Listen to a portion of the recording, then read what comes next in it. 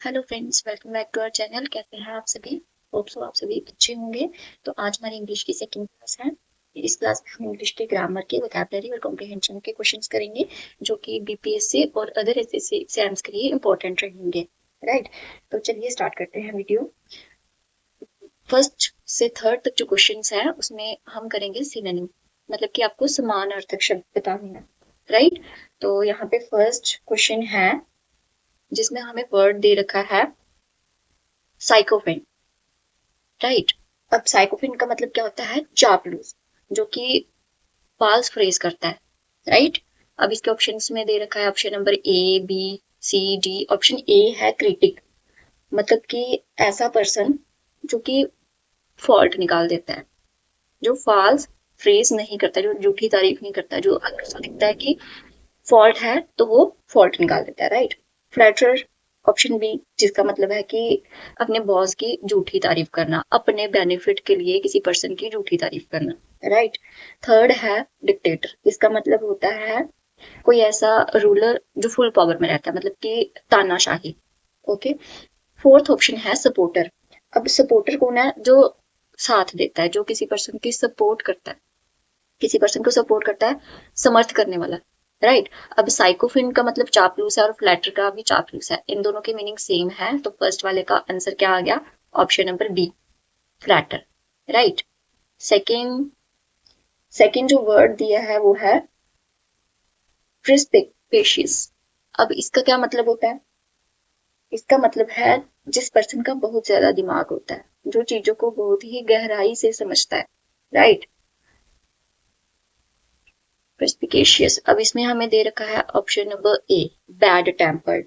Bad temper का मतलब होता है कि जो बड़ी आसानी से गुस्से में आ जाता है। ठीक है, जिसको छोटी छोटी बातों पे गुस्सा आता है। ऑप्शन नंबर बी है clear cited.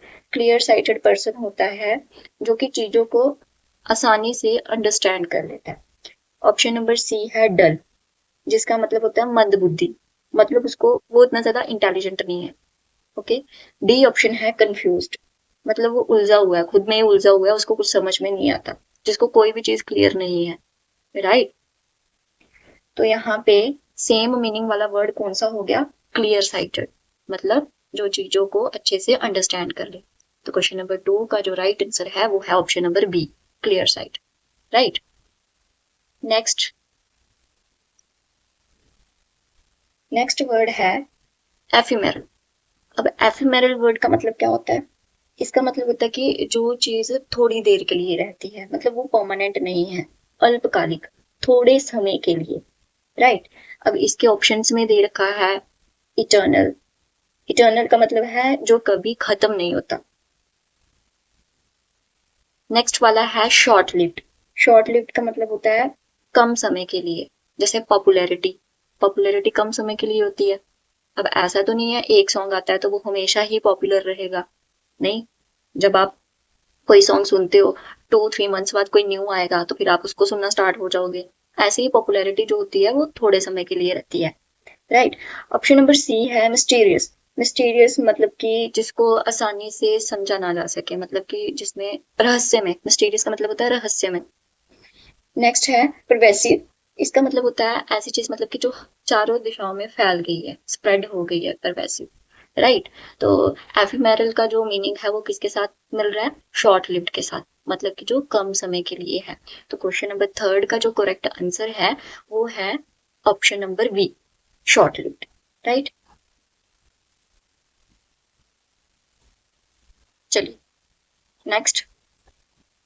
Question number fourth से सिक्स्थ है एंटोनिम्स, मतलब कि हमें ऑपोजिट वर्ड बताने हैं, विलोम शब्द। राइट। तो फोर्थ क्वेश्चन में वर्ड दे रखा है एनर्वेट। अब एनर्वेट वर्ड का क्या मतलब होता है? कि किसी चीज को कमजोर बना देना। एनर्वेट मतलब कि किसी को कमजोर बना देना। राइट। अब इसमें ऑप्शंस दे रखे हैं हमें। Option number A, energise. Energise का मतलब होता है किसी चीज को ऊर्जा दे देना, एनर्जी दे देना। ऑप्शन नंबर बी, वीकन्स, मतलब कि किसी चीज को कमजोर कर देना। ऑप्शन नंबर सी है डिसीव, मतलब कि चीट करना, धोखा दे देना। ऑप्शन नंबर डी है एग्रेवेट। इसका मतलब होता है कि किसी चीज को बहुत गंदे तरीके से खराब कर देना, वो ऑलरेडी खराब चल रही होती है उसको और ज्यादा तबाह कर देना, राइट। तो एनर्वेट का जो ऑपोजिट है वो क्या होता है, एनर्जाइज। एनर्वेट मतलब कि एनर्जी को कम करना, और एनर्जाइज मतलब कि एनर्जी देना। तो क्वेश्चन नंबर 4 का जो राइट आंसर है वो है ऑप्शन नंबर ए। नेक्स्ट है एक्सोनरेट। अब एक्सोनरेट का मीनिंग क्या होता है, दोष मुक्त करना, किसी चीज को डिक्लेयर कर देना, मतलब कि दोष मुक्त कर देना। नेक्स्ट इसके ऑप्शन में दे रखा है, ऑप्शन नंबर ए है एब्सॉल्व। एब्सॉल्व होता है कि किसी को दोष मुक्त कर देना। नेक्स्ट है कन्विक्ट। कन्विक्ट का मतलब होता है कि किसी को दोषी ठहरा देना। फॉरगिव का मतलब होता है किसी को माफ करना, और जस्टिफाई का मतलब होता है सही ठहराना। अब एक्सोनरेट का मतलब होता है दोष मुक्त करना, राइट। अब इनमें से किसका मतलब इसके ऑपोजिट है, कन्विक्ट का। कन्विक्ट का मतलब होता है दोषी ठहराना। तो क्वेश्चन नंबर 5 का जो राइट आंसर है वो है option number B. Okay, next next word हमें दे रखा है कैकोफोनी।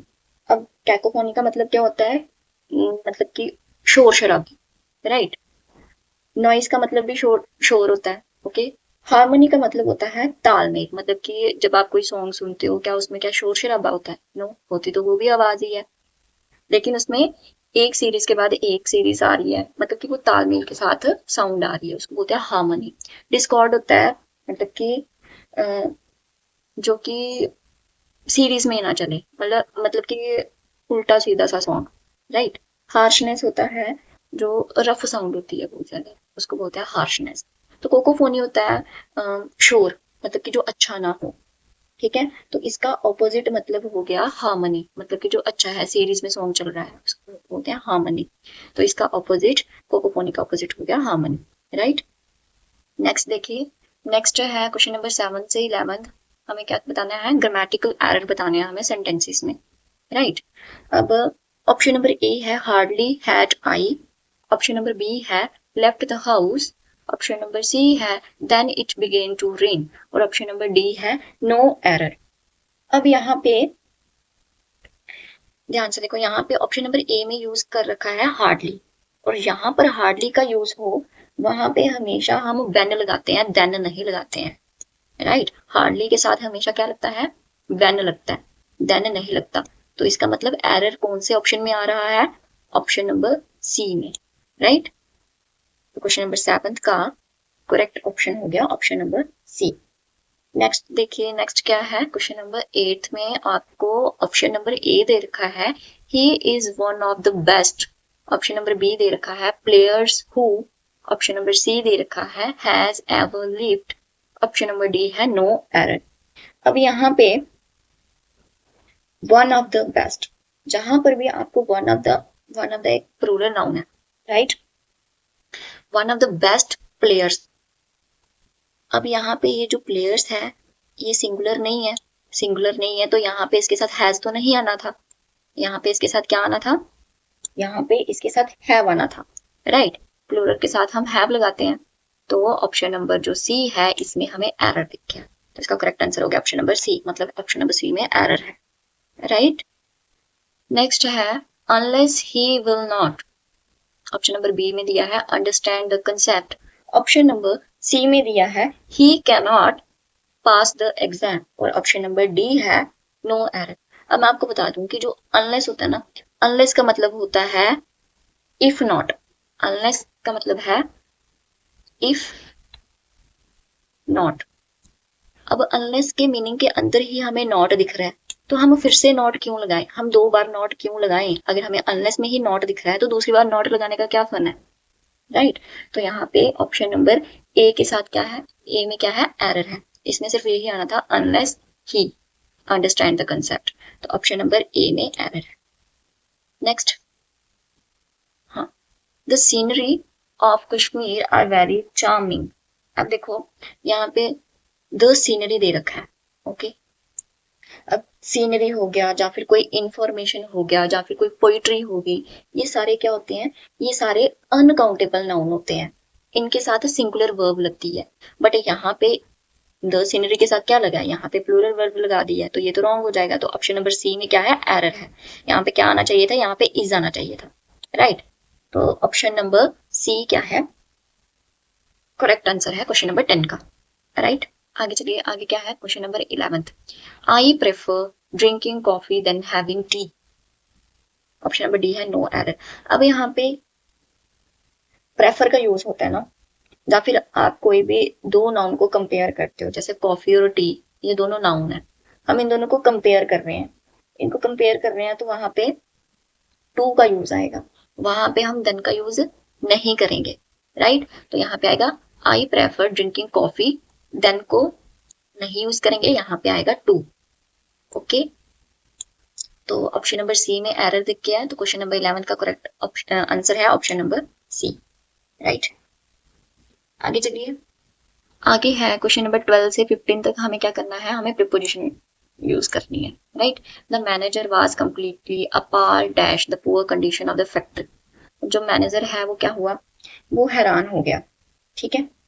अब अपॉर्ड जो वर्ड है ना, इस वर्ड के साथ हमेशा ही एट यूज करते हैं, राइट। बाय का मतलब है के द्वारा, विद का मतलब है के साथ, एट का मतलब पर, और फ्रॉम का मतलब है से। अब यहाँ पे अपॉर्ड के साथ हमेशा हम क्या यूज करेंगे, एट यूज करेंगे, okay. Next, she has a strong antipathy dash dogs. अब यहाँ पे एंटीपैथी का मतलब होता है घृणा करना, नफरत करना। अब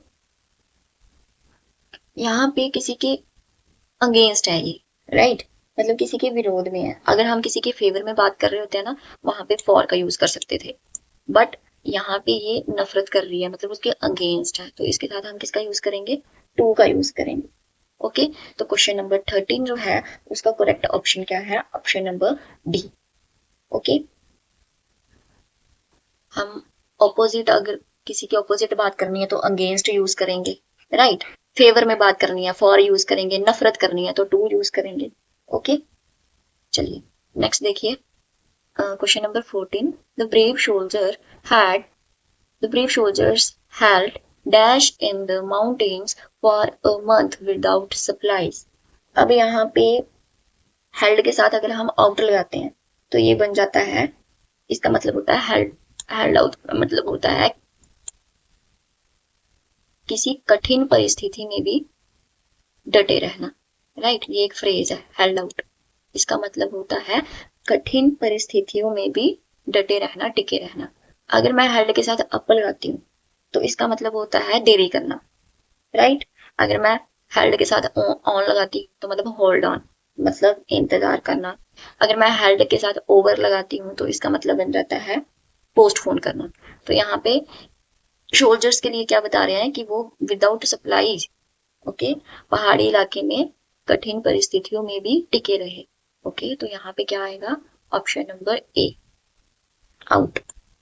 next, he parted dash his friends with a heavy heart. अब यहाँ पे अगर मैं पार्ट के साथ फ्रॉम लगाती हूँ, ओके, तो इसका मतलब हो जाता है अलग होना। अगर मैं विद लगाती हूँ इसका मतलब भी हो जाता है अलग होना, जो छोड़ देना।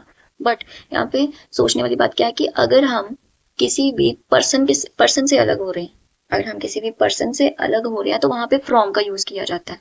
और अगर हम नॉन लिविंग थिंग्स, चीजों से दूर हो रहे हैं, तो वहां पे विद का यूज किया जाता है, राइट। अब यहाँ पे जो फ्रेंड्स हैं ये तो लिविंग थिंग्स हैं, राइट, पर्सन है, तो इसीलिए क्या होगा, यहाँ पे फ्रॉम का यूज होगा, पार्टेड फ्रॉम। तो क्वेश्चन नंबर 15 का करेक्ट आंसर है ऑप्शन नंबर ए, ओके। नेक्स्ट देखिए, क्वेश्चन नंबर 16 टू 18। अब क्वेश्चन नंबर 16 टू 18 में हमें मुहावरे दिए गए हैं, लकोती दी गई हैं, आइटम्स एंड फ्रेजेस, हम इनके मीनिंग बताने हैं। और डैम स्ट्रीट, अब अ डैम स्ट्रीट का मतलब होता है दुकानें ऊंची और फीका पकवान, राइट। अब हमें बताना है इसका मतलब इन ऑप्शंस में से किसका, जैसे अ रेनी डे, इसका मतलब क्या है, बारिश के दिन, ये भी नहीं हो सकता। उसके बाद है a skirt made in a dam place, इसका मीनिंग भी नहीं है। द हाईली सक्सेसफुल इवेंट, इसका हाईली सक्सेसफुल इवेंट मतलब कि अटल, कोई अटल चीज होना, राइट। उसके बाद अ डिसअपॉइंटिंग रिजल्ट, इसका मतलब है डिसअपॉइंटिंग रिजल्ट, मतलब कि निराशाजनक परिणाम मिलना। मतलब दुकानें तो बड़ी बड़ी हैं और सोचा होगा पकवान भी अच्छे अच्छे होंगे, बट जब उन्होंने वहां से पकवान खाए तो वहां के पकवान उनको फीके लगे, तो मतलब वो निराश हो गए, राइट। अ डैम स्क्वीप मतलब कि दुकानें बड़ी, और फीका पकवान मतलब डिसअपॉइंटिंग रिजल्ट्स। तो क्वेश्चन नंबर 16 का करेक्ट आंसर क्या आ गया? Option number B, option number B. Okay, ठीक है। क्वेश्चन नंबर 17 क्या है? To rest on one's laurels. अब यहाँ पे क्या आना है, देखो आप एक बार क्या फर्स्ट आ गए, अगर आप नाइन्थ में फर्स्ट आ गए तो टेंथ में आप पढ़ना ही छोड़ दोगे? क्योंकि मैं तो एक बार नाइन्थ में फर्स्ट आ चुका हूँ, है ना, उसी को सोचते रहना कि मैं फर्स्ट आ गया हूँ, मैं फर्स्ट आ गया हूँ, आगे मैंने पढ़ना ही नहीं है। तो मतलब आपके जो पास्ट में जो आपको सक्सेस मिली है उसको सोचकर आप क्या करते हो, आगे वर्क ही नहीं करते हो, ठीक है। तो इसका मतलब क्या है, अपनी पास्ट चीजों को सोचकर, अपनी पास्ट की जो सक्सेस है उसको सोचकर आप नेक्स्ट पढ़ना बंद कर देते हो, ठीक है। तो टू बी टायर्ड का मतलब होता है थक जाना, ये भी नहीं होगा। To retire from active life मतलब कि रिटायर हो जाना, ये भी नहीं होगा। टू लाई डाउन मतलब कि लेट जाना, ये भी नहीं होगा। इसका मतलब क्या है, to be complacent about past successes मतलब अपने पास्ट की जो सक्सेसेस है उसको देख के आप अपना आगे वाला काम क्या करते हो, आप अपना आगे वाला काम ही बंद कर देते हो। मतलब कि आप, कंप्लेसेंट होता है संतुष्ट हो जाना। एक बार फर्स्ट आके आप क्या हो गए हो, एक बार फर्स्ट आने के बाद आप संतुष्ट हो गए हो, उसके बाद आप पढ़ना ही बंद कर दोगे, right. To rest in one's laurels का मतलब क्या होता है, to be complacent about past successes. तो क्वेश्चन नंबर 17 का करेक्ट आंसर क्या हो गया? Option number B, okay. To put up with का मतलब क्या होता है? बर्दाश्त करना, राइट। तो टू स्टे टुगेदर का मतलब होता है साथ रहना। टू एंड्योर या टॉलरेट का मतलब होता है बर्दाश्त करना। टू पोस्टपोन का मतलब होता है टाल देना। टू फाइट अगेंस्ट का मतलब होता है लड़ना। तो टू पुट अप का मतलब क्या हो गया? बर्दाश्त करना। टू एंड्योर टू टॉलरेट का मतलब क्या हो गया? बर्दाश्त करना। तो इसका करेक्ट आंसर क्या हो गया? Option number B, okay. Next चलिए, क्वेश्चन नंबर 19 से 21 जो है उसमें हमने वन वर्ड सब्स्टिट्यूशन देखने हैं, मतलब कि वाक्यांशों के लिए एक शब्द, मतलब आपको सेंटेंस दे रखा होगा, वहां पे आपको उस सेंटेंस, वहां पे आपको क्या देखना है कि उस सेंटेंस में एक ही वर्ड होता है, मतलब पूरे सेंटेंस का मीनिंग एक वर्ड में होता है, okay. A person who is considers of good foods मतलब कि जिसको खाने का, मतलब कि खाने की ज्यादा पहचान हो, मतलब कि जो एक्सपर्ट हो खाने में, राइट। तो ग्लूटेन का मतलब होता है जो ज्यादा खाता है। कार्निवोर का मतलब होता है जो मीट खाता है, मांसाहारी पर्सन। ओमनिवोर होता है जो मांस भी खा लेता है, फल फ्रूट भी खा लेता है, ओके। तो गवर्नमेंट का मतलब होता है ऐसा पर्सन जिसको फूड की ज्यादा नॉलेज हो, जो विशेष मतलब कि स्पेशल हो, एक्सपर्ट हो, ओके।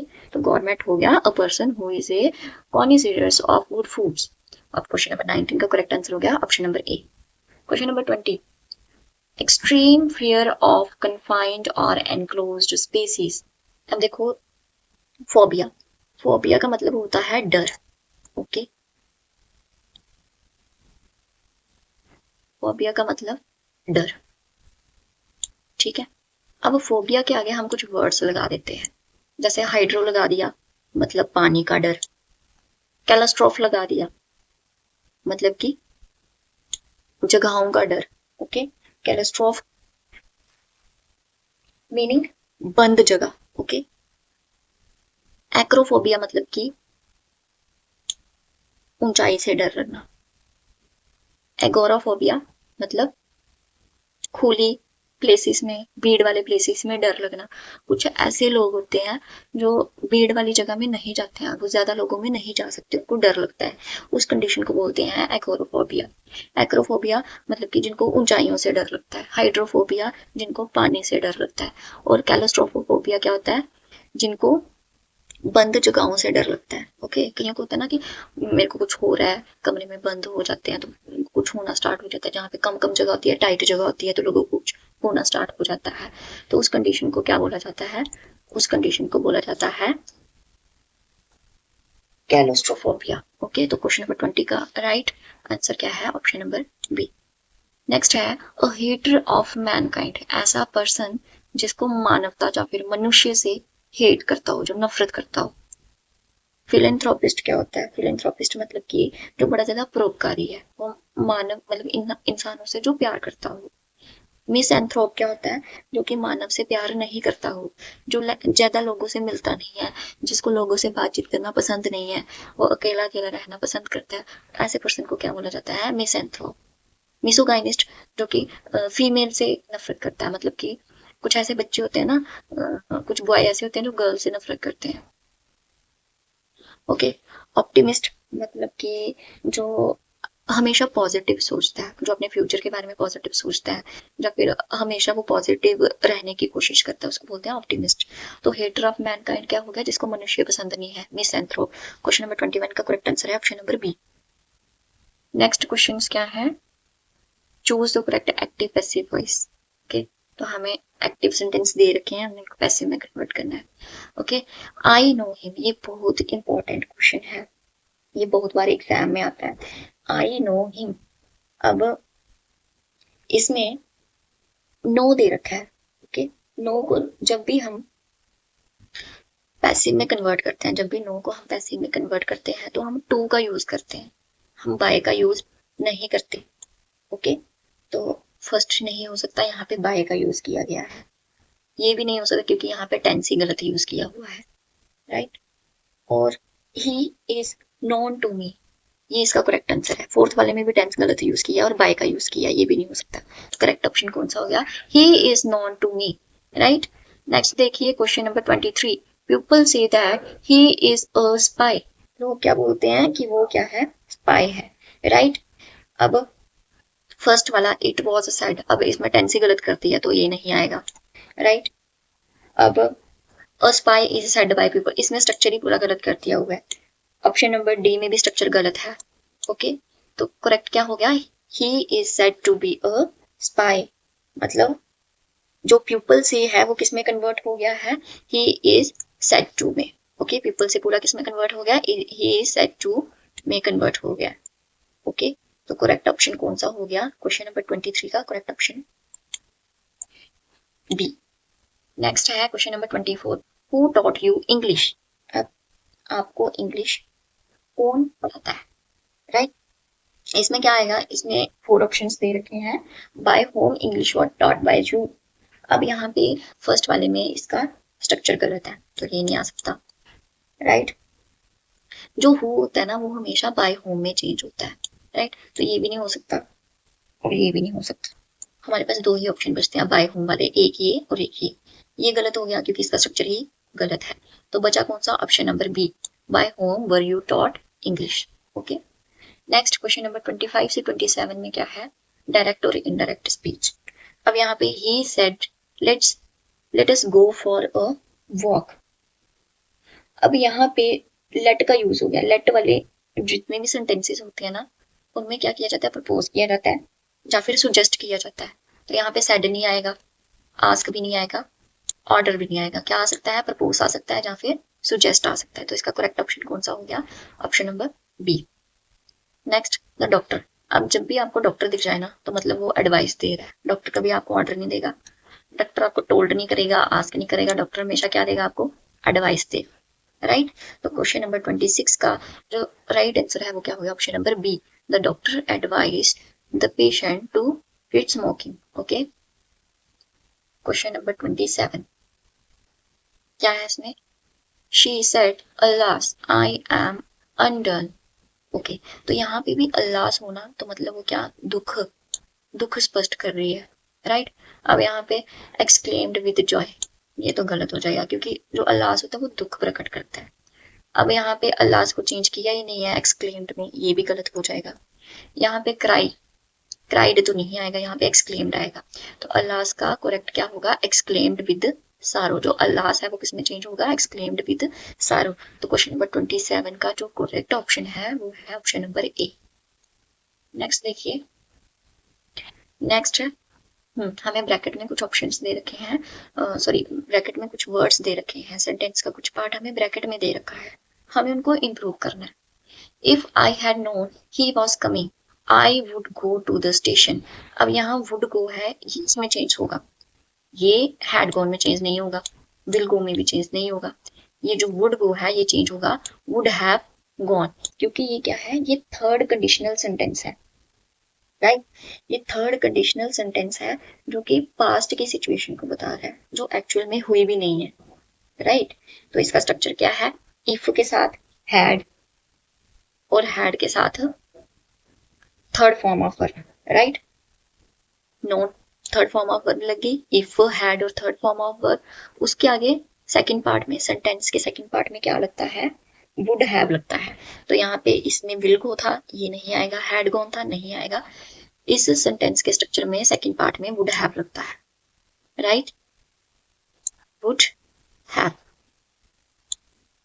तो option number B is correct. Okay. अगर मुझे पता होता कि वह आ रहा है तो मैं स्टेशन गया हूँ। राइट। क्वेश्चन नंबर 29 क्या है इसमें? No sooner did the train arrive when the crowd rushed towards the compartments.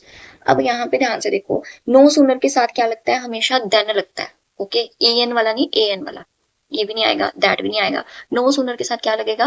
Then नहीं लगता है। देन की जगह क्या आएगा? देन आएगा।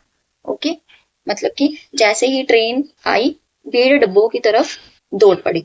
ओके, तो ये फिक्स होता है, नो सूनर के साथ हमेशा देन नहीं लगता है। नेक्स्ट, हाँ, being a rainy day, I decided to stay at home. Okay, having been a rainy day, B option. ये हो सकता है? नहीं हो सकता, क्योंकि having been हम वहां पे यूज करते हैं, यहाँ पे कोई एक्शन हो रहा हो, है ना। यहाँ पे रेनी डे कोई एक्शन तो नहीं है। ओके, बीन को हम अकेला यूज नहीं करते हैं, तो ये भी नहीं हो सकता, ये भी नहीं हो सकता, ये भी नहीं हो सकता। बीइंग अ रेनी डे किस में चेंज होगा? It being a rainy day, I decided to stay at home. मतलब कि rainy day, because it was a rainy day, I decided to stay at home. Rainy day था इसलिए मैंने decide किया तो मैं घर पे रहूं। राइट। क्वेश्चन नंबर 30 का जो करेक्ट आंसर है वो है ऑप्शन नंबर ए। सो ये थे आज के इंग्लिश के क्वेश्चंस। अगर आपको वीडियो हेल्पफुल लगी हो तो वीडियो को लाइक करें, कमेंट करें और अपने दोस्तों के साथ शेयर करें। Okay, have a good day. मिलते हैं नेक्स्ट वीडियो में। Thank you.